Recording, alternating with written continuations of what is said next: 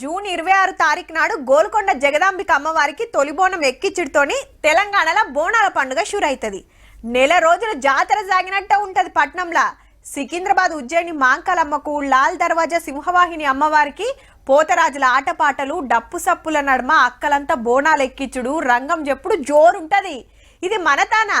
ఇక అటు ఒడిశా రాష్ట్రం పూరి జగన్నాథుని రథయాత్ర సుత నెలాఖర్లనే ఉన్నది. మరి పనులు ఎట్లెట్లా నడుస్తున్నాయో అరుసుకోవాలి కదా. చలో పాండ్రి మరి.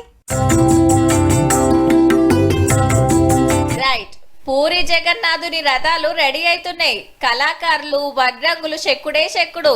వీళ్ళు పెద్ద పెద్ద బాడ్షలతో చెక్కుతుంటే వీళ్ళు ఊలలతోటి ఈగిట్టు ముద్దుగా డిజైన్లు పోస్తున్నారు. ఈగిళ్ళు గీర తయారు చేసి నూక్కొస్తున్నారు. పట్టర పట్టు అనుకుంటా పెద్ద మొద్దును ఎట్లా లావడుతున్నారో 2 చక్రాల నడుమ ఇరుసు కూసుండ పెడుతున్నట్టు మొత్తం 3 రథాలు తయారైతున్నాయి.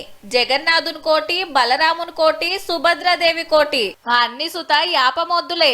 అడవికి పోయి అయ్యవార్లు ఏక్ నెంబర్ యాప చెట్లను చూపిస్తే పొతం పెట్టుకొచ్చి కళాకారులు వడ్రంగులు రథాలు చెక్కుతుంటారు. మొత్తం 3 తీర్ల కలప అడకం చేస్తారు. జగన్నాథుని రథానికి 832 మొద్దులు, బలభద్రుని రథానికి 763, సుభద్రాదేవి రథానికి 593 మొద్దులు అక్కెరుంటాయి.